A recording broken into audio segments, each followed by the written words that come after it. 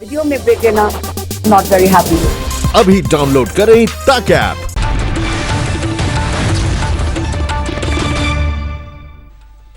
तो हमेशा की तरह बुलेटिन की शुरुआत करेंगे कोरोना से जुड़े कुछ आंकड़ों के साथ जो कि स्वास्थ्य मंत्रालय द्वारा जारी किए जाते हैं।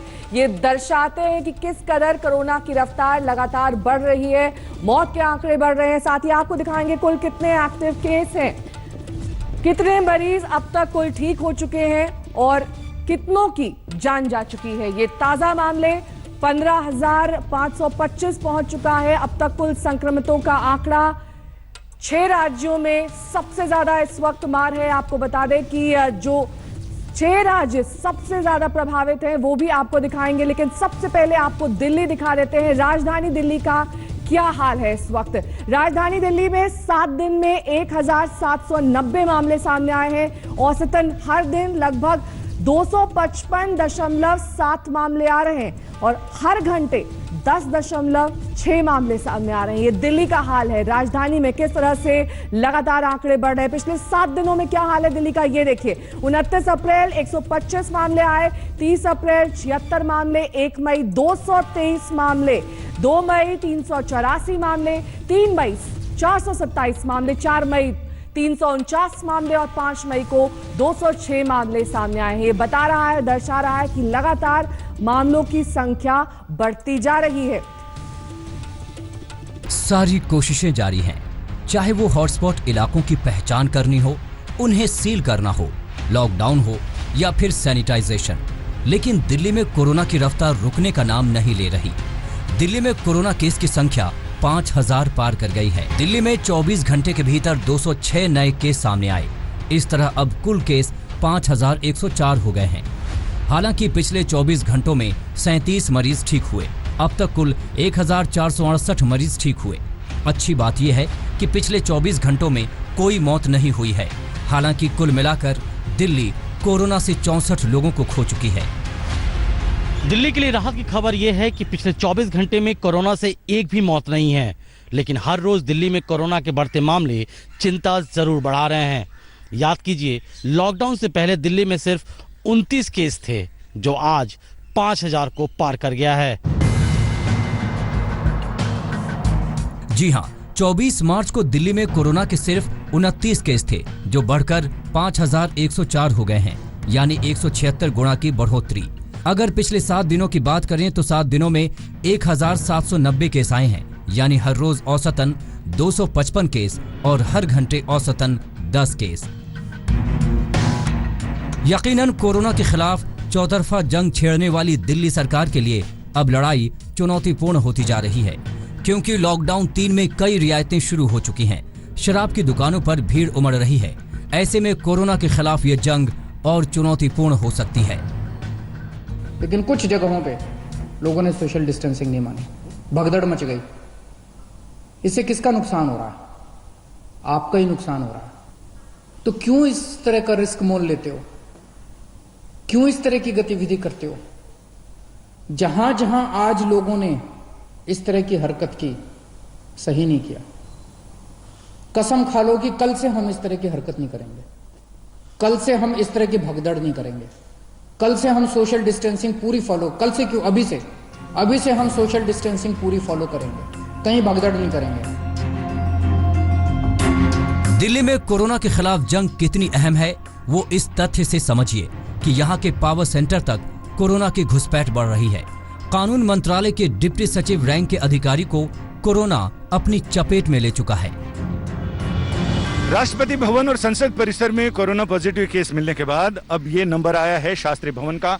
यहाँ विधि और कानून मंत्रालय यानी लॉ एंड जस्टिस मिनिस्ट्री के एक अफसर के कोरोना पॉजिटिव पाए जाने के बाद इस पूरे इलाके को सील कर दिया गया है। यानी जो 4 नंबर फ्लोर है जिस पर वो अफसर बैठा करते थे और उनके साथी, उस इलाके को सील कर दिया गया है। गेट नंबर 2 जहां से इनका आना जाना होता था, इस गेट को सील कर दिया गया है और इसे पूरा डिसइंफेक्ट किया गया है। तमाम एहतियातों और कदमों के बावजूद कोरोना वायरस जिस तरह से पांव फैला रहा है, उसे देखते हुए सबके मन में यही सवाल है कि आखिर इसका खात्मा कब होगा, कोरोना के भय से मुक्ति कब मिल पाएगी।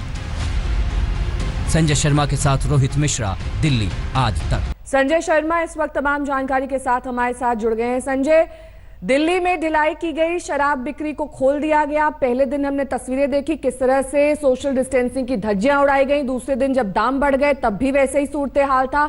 इसके बावजूद अभी तक कोई ऐसा स्टेप नहीं लिया गया है ताकि इस तरह की दुकान के बाहर जिस तरह से भीड़ लग रही है उसे कम किया जा सके। लोग तो अब भी पहुंच रहे हैं और उतने ही संख्या में पहुंच रहे हैं।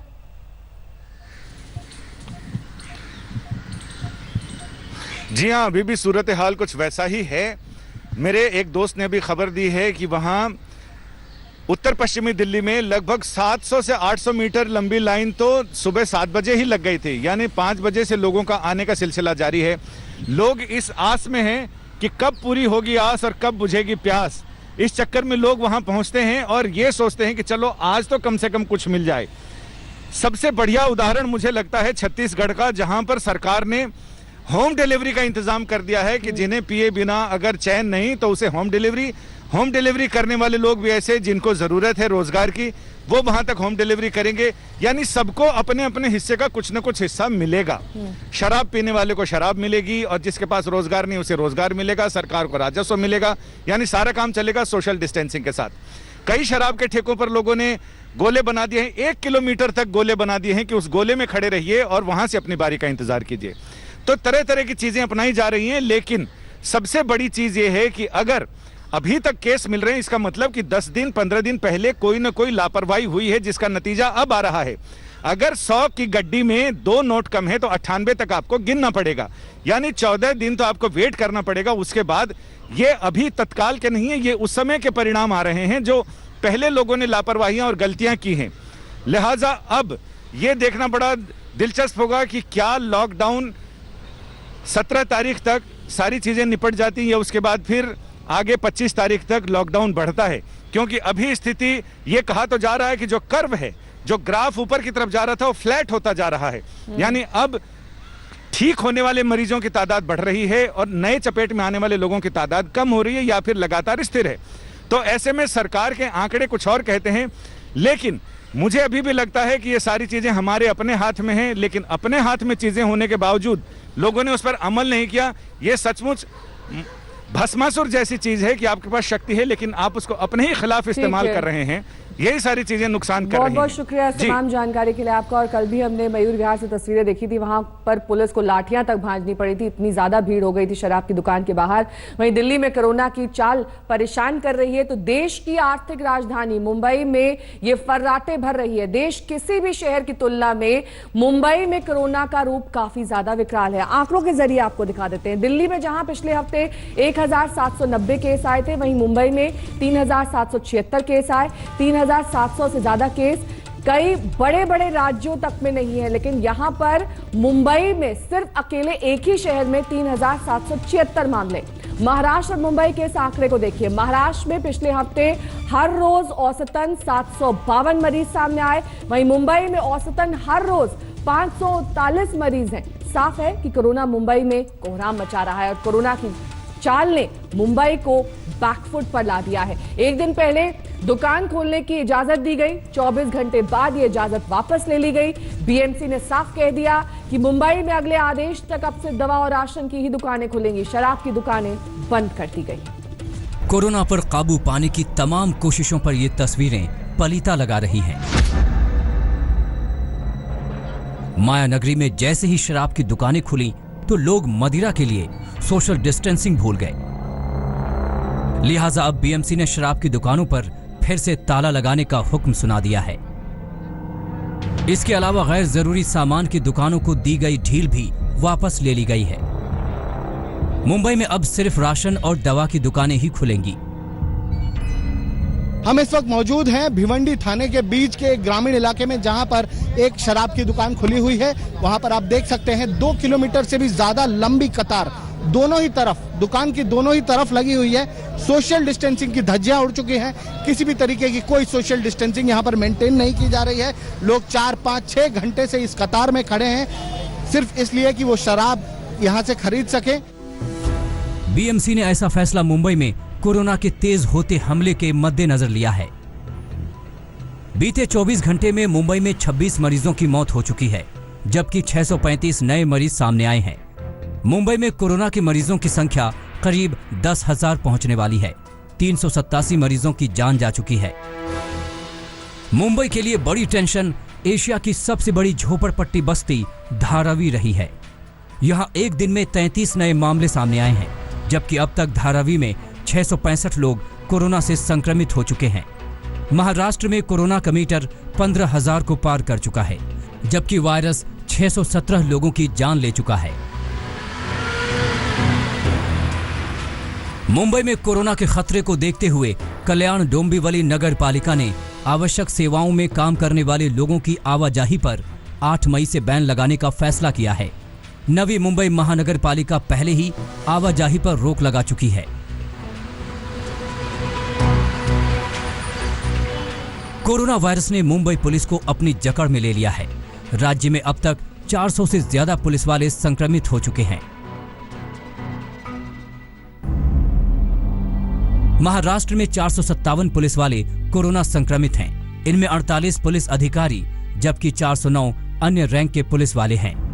मुंबई में एक आईपीएस अधिकारी भी कोरोना पॉजिटिव पाए गए हैं। हाल ही में दक्षिण मुंबई के 12 पुलिस वाले कोरोना पॉजिटिव पाए गए थे। इनमें 6 अधिकारी थे। अब तक महाराष्ट्र में 4 पुलिस वाले कोरोना से जान गंवा चुके हैं, जिनमें से 3 मुंबई के और 1 पुणे का है। इसके बाद 55 साल से ऊपर के पुलिस वालों को घर में रहने के निर्देश दिए गए हैं।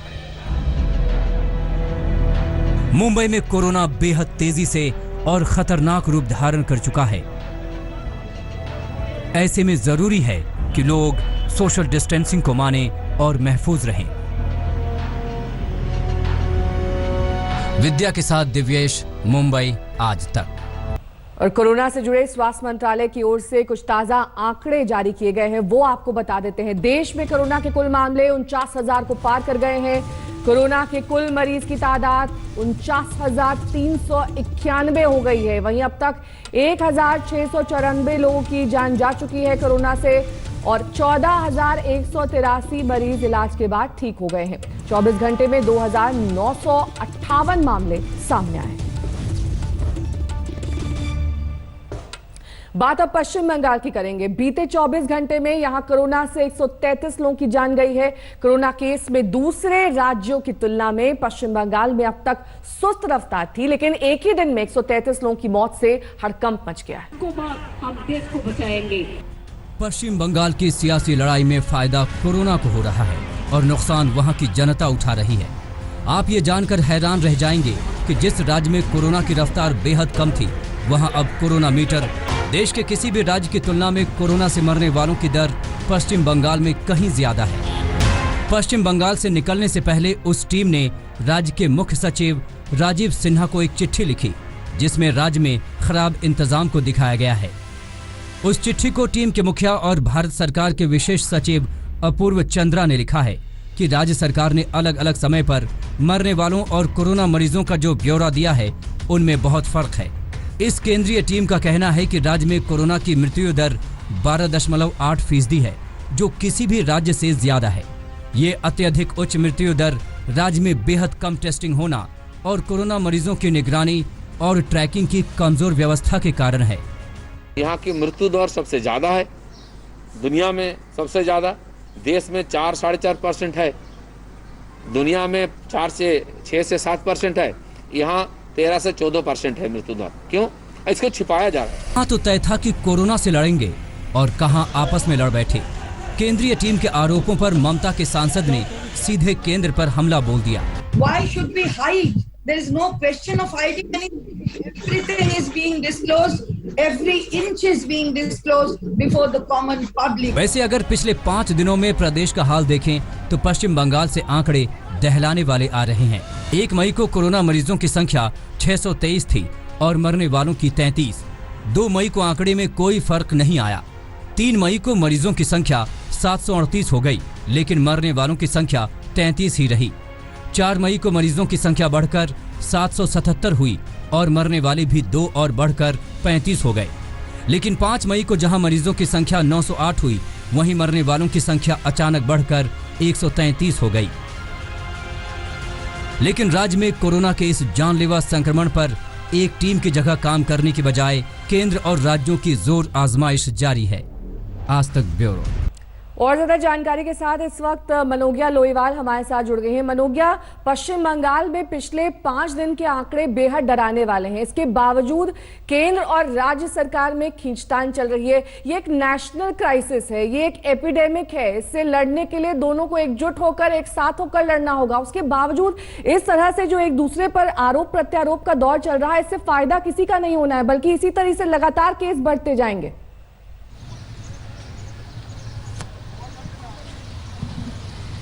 बिल्कुल, और उससे बड़ी बात यह है कि जनता परेशान है। जो अस्पतालों का हाल है, या सरकारी कह लीजिए या प्राइवेट, जो लोगों के लिए एडमिशन में उनको दिक्कत हो रही है अगर उन्हें अस्पताल में एडमिट होना हो। लेकिन राजनीति का दौर खत्म नहीं हो रहा है। तृणमूल कांग्रेस हो, भाजपा हो, राज्य सरकार हो, केंद्र सरकार हो, यहाँ तक कि आईसीएमआर की गाइडलाइंस को कई बार जिस तरह से रखा गया है वो अपने आप में सोचनीय और विचार करने वाली बात है। क्योंकि बंगाल में एक के बाद एक अब डॉक्टर्स ने भी लिख दिया है कि कई ऐसे लोग हैं जो सरकार द्वारा अपॉइंट किए गए हैं, जिनके खिलाफ वो आवाज उठाना चाहते हैं। और उन्होंने ये तक कहा है कि जो आईसीएमआर की गाइडलाइंस है वो दी जाए, न कि एक कमेटी के जरिए ये एनालाइज किया जाए कि कौन कोविड-19 डेथ है और कौन कोमॉर्बिड है। जिस तरह से मौत के आंकड़े बढ़ रहे हैं वो अपने आप में बता रहे। लेकिन राज्य सरकार ने ये साफ किया है कि आंकड़े भले ही डेथ के बढ़ रहे हो, जो डेथ मॉर्टेलिटी रेट केंद्र सरकार की ओर से दिया गया है, खासतौर से आईएमसीटी जो स्पेशल टीम आई थी उन्होंने जो दिया है 12.8% बंगाल के लिए, काफी चिंताजनक है। लेकिन सरकार का कहना है कि ये इसलिए है क्योंकि हमारे यहाँ टेस्टिंग कम हो रही है। अगर वो भी हो रही है तो उसका भी समाधान सरकार को ही करना होगा। फिलहाल जनता इंतजार कर रही है कि कम से कम जमीनी स्तर पर सुविधाओं में थोड़ा सा सुधार हो, जिससे इतनी बड़ी समस्या का कुछ तो समाधान निकले। बहुत बहुत शुक्रिया मनोज्ञा, तमाम जानकारी के लिए आपका। मनोज्ञा लोईवाल जानकारी दे रही थी पश्चिम बंगाल के बारे में। अब हम आपको एक एक राज्य का हाल दिखा देते हैं। सबसे पहले बात गुजरात, राजस्थान और यूपी की करेंगे। गुजरात के सबसे बड़े कोरोना हॉटस्पॉट अहमदाबाद में 24 घंटे में 39 लोगों ने दम तोड़ दिया है। राजस्थान में वायरस सीएम आवास तक पहुंच चुका है, जहां ड्राइवर का काम करने वाला शख्स संक्रमित पाया गया है। वहीं यूपी में कोरोना के केस 2800 पार कर गए। रात के लिए इस बार का मंगल बेहद अमंगल साबित हुआ। बीते 24 घंटे में 49 मरीज वायरस से जंग हार गए। इस दौरान गुजरात में कोरोना मीटर ऐसे भागा कि 24 घंटे में 441 नए लोगों को बीमार कर दिया। राज्य में अब तक मरीजों की संख्या 6245 तक पहुंच गई है। सूबे में कोरोना ने सबसे ज्यादा कोहराम अहमदाबाद में मचाया है, जहां केवल मंगलवार को 39 लोगों की मौत हो गई और 349 नए मरीज सामने आ गए। रात में भी आज 441 जितने पॉजिटिव केसेस आए हैं। आज कुल 186 जितने लोग डिस्चार्ज हुए हैं, और जो क्योर यानी कि जो लोग डिस्चार्ज होके अच्छे होके वापस घर गए हैं, इसकी डेटा आज देखें तो 22.11% लोग ऐसे हैं कि जो बिल्कुल अच्छे होके वापस घर गए हैं। हालत यह है कि अहमदाबाद के नगर निगम के कमिश्नर विजय नेहरा को 14 दिन के लिए क्वारंटीन करना पड़ा है। फील्ड में ड्यूटी के दौरान वो एक मरीज के संपर्क में आ गए थे। कोरोना ने मंगलवार को राजस्थान में भी रिकॉर्ड बनाया, जहां एक दिन में सबसे ज्यादा 12 मौतों का आंकड़ा दर्ज हुआ। मंगलवार को राजस्थान में 97 नए मरीज मिले, जिनमें 25 सिर्फ जयपुर के हैं। राज्य में अब तक संक्रमित मरीजों की संख्या 3150 की पार हो चुकी है, जबकि 89 लोग जान गंवा चुके हैं। यहाँ कोरोना का खौफ सीएम आवास के बेहद करीब पहुंच गया है। मुख्यमंत्री आवास का ड्राइवर संक्रमित पाया गया है। हालांकि उम्र दराज होने के कारण उसे पहले ही छुट्टी पर भेज दिया गया था। ड्राइवर को कोरोना संक्रमित होने के बाद बजाज नगर इलाके में कर्फ्यू लगा दिया गया है। यूपी में कोरोना की बढ़ती रफ्तार ने योगी सरकार की टेंशन बढ़ा दी है। बीते 24 घंटे में 118 नए मामलों के साथ मरीजों की संख्या 2880 तक जा पहुंची है, जिनमें 1152 मरीज तबलीगी जमात के हैं। राज्य के सबसे ज्यादा कोरोना प्रभावित शहर हैं आगरा में 640 केस, कानपुर में 276 केस, लखनऊ में 231 और नोएडा में 193 मरीज हैं। हालांकि प्रशासन कोरोना से निपटने के लिए दिन रात काम पर जुटा है। आप बिल्कुल धैर्य बनाए रखिए, जल्दी आप स्वस्थ होंगे। और क्योंकि हमारे जनपद में करीब 50 के आसपास जो कोरोना पॉजिटिव लोग थे वो स्वस्थ होकर के यहाँ से जा चुके हैं। आप भी जल्दी स्वस्थ और शीघ्र होंगे। प्रशासन की कोशिश है कि मरीजों का मनोबल ऊंचा रखा जाए ताकि कोरोना को जल्दी मात दी जा सके। गाजियाबाद के डीएम अजय शंकर पांडे लगातार कोरोना पीड़ित मरीजों से फोन के जरिए बातचीत करते हैं। दरअसल डीएम अजय शंकर पांडे का मानना है कि फोन से बातचीत करने पर जो मरीज हैं उनका मनोबल बढ़ा रहेगा, साथ ही उनको कोरोना के बारे में पूरी तरह जानकारी भी वो फोन पर देते हैं। अजय शंकर पांडे का मानना है कि इससे जो मरीज हैं, जो परेशान हो रहे हैं लगातार, उनको कहीं ना कहीं ढांढस बंधाया जाता है। कोरोना की जब तक कोई वैक्सीन नहीं आ जाती तब तक सावधानी ही बचाव है, तो आप भी सावधान रहिए और सुरक्षित रहिए। अहमदाबाद से गोपी घांगर, जयपुर से शरद के साथ, गाजियाबाद से पुनीत शर्मा, आज तक। गोपी घांगर हमारी संवाददाता इस वक्त तमाम जानकारी के साथ हमारे साथ जुड़ गई हैं। गोपी, पूरे गुजरात की अगर बात करें, कौन कौन से वो शहर हैं जो इस वक्त चिंता का विषय बने हुए हैं, जो कि हॉटस्पॉट्स माने जा रहे हैं और लगातार वहां पर तेजी से आंकड़े बढ़ रहे हैं? बिल्कुल नेहा, अगर बात करें हॉटस्पॉट की तो गुजरात में अहमदाबाद इस वक्त हॉटस्पॉट बना हुआ है। यहाँ 4200 से ज्यादा केसेस रजिस्टर हो चुके हैं कोरोना के। और कल की अगर बात की जाए तो पिछले 24 घंटे के अंदर सिर्फ गुजरात में 49 लोगों की डेथ हुई है, जिसमें सिर्फ अकेले अहमदाबाद में ही 39 लोगों की डेथ हुई है। तो कहीं ना कहीं ये पूरा जो अहमदाबाद है वही चिंता का विषय बना हुआ है सरकार के लिए। और लगातार कल शाम से अगर बात की जाए तो कल शाम से लेकर कई सारे बदलाव किए गए। अहमदाबाद म्युनिसिपल कमिश्नर जो कि विजय नेहरा है, वो खुद उन्होंने ऐसा ट्वीट किया कि वो एक कोरोना पॉजिटिव के संपर्क में आए थे, जिसकी वजह से वो 14 दिन के लिए क्वारंटीन हुए हैं। जबकि जो दूसरे अधिकारी है, करीब 6 आईएएस ऑफिसर्स जो है उनको यहाँ पे तैनात कर दिया गया है। एक स्पेशल कमेटी बना दी गई है 3 आईएएस अधिकारियों की। ये तीनों कमेटी अहमदाबाद में खास करके जो मामले बढ़ रहे हैं उसको लेकर लगातार जांच कर रहे हैं। और खास करके अगर बात की जाए अहमदाबाद की नेहा, तो अहमदाबाद के अंदर जिस रफ्तार से मामले बढ़ रहे हैं, अब 350 मामले एक ही दिन में रजिस्टर होना अकेले अहमदाबाद में, यही सरकार के लिए सबसे बड़ी चिंता का विषय बने हुए हैं। क्योंकि अगर कुल मामलों की बात की जाए तो 376 होते हैं, जिसमें 350 अकेले अहमदाबाद में होते हैं। बहुत बहुत शुक्रिया गोपी इस तमाम जानकारी के लिए आपका। बात अब प्रवासी मजदूरों की करेंगे, क्योंकि बड़े शहरों से प्रवासी मजदूरों के घर लौटने का सिलसिला अब भी जारी है। रेलवे के साथ मिलकर राज्य सरकारों की तरफ से तमाम इंतजाम किए गए हैं, लेकिन पैदल या ट्रक के जरिए घर लौटने के मामलों की कमी नहीं है। ये रिपोर्ट देखिए।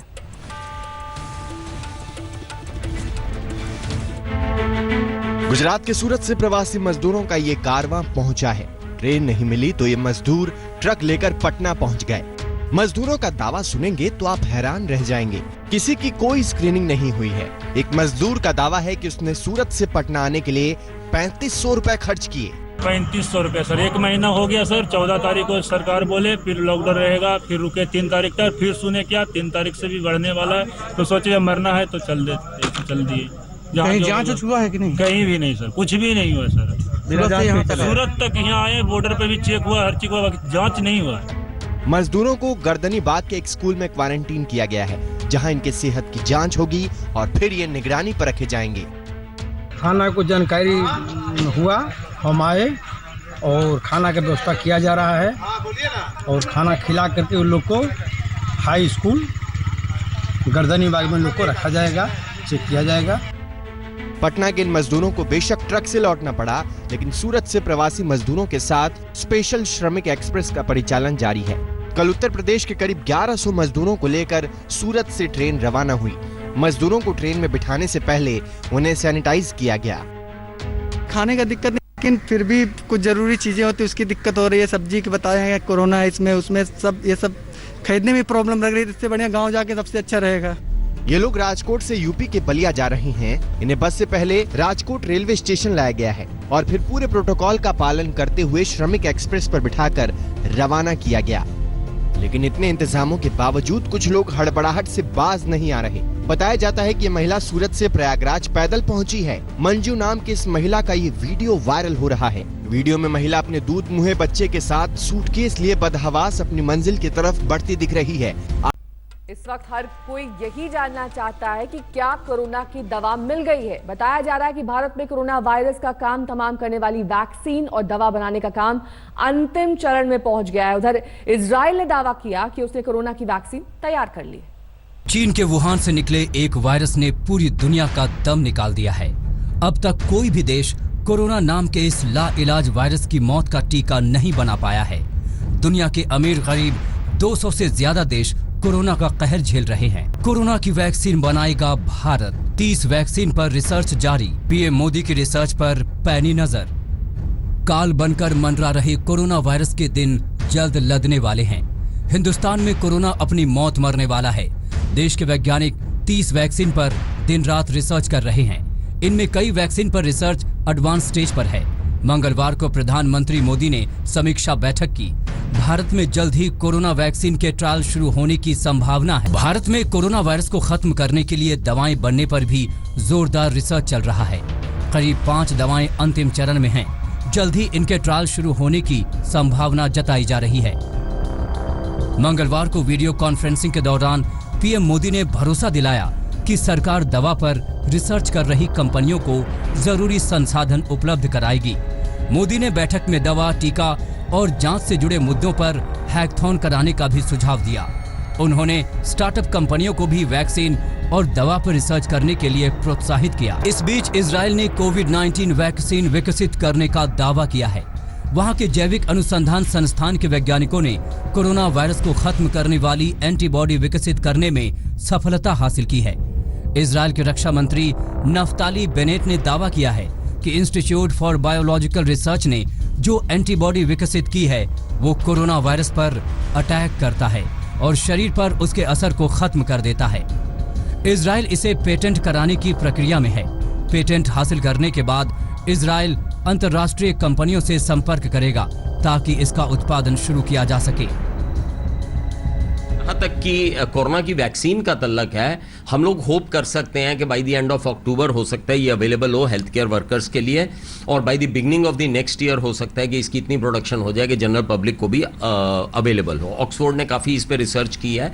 एज फार एज इजराइल की मोनोक्लोनल एंटीबॉडीज़ का तल्लक है, ये एक तरह से पैसिव इम्यूनाइजेशन होती है। तो मोनोक्लोनल एंटीबॉडीज़ अगर हम देते हैं तो ये जैसे इजराइल ने डेवलपमेंट की है, ये एक अच्छी डेवलपमेंट है। और इसको भी अगर कमर्शियली हम लोग प्रोड्यूस करने की कोशिश करते हैं, पहले क्लिनिकल ट्रायल्स में सेफ्टी एफिकेसी को प्रॉपरली एनालाइज करके अगर प्रोड्यूस करते हैं, तो ये भी मेरे ख्याल से 3 से 4 महीने में जो है अगर युद्ध स्तर पे किया जाए तो ये हमारे हाथ में आ सकती है। और इस बात का है कि वैक्सीन कितनी जल्दी आए और लोगों की जान बचाई जा सके। आज तक ब्यूरो। नमस्कार, मैं हूं अंजना ओम कश्यप। हमें उम्मीद है ये वीडियो आपको पसंद आया होगा। लेटेस्ट खबरों के लिए यूं ही देखते रहिए आज तक, और इस वीडियो के पसंद आने पर लाइक, शेयर एंड सब्सक्राइब करना ना भूलें।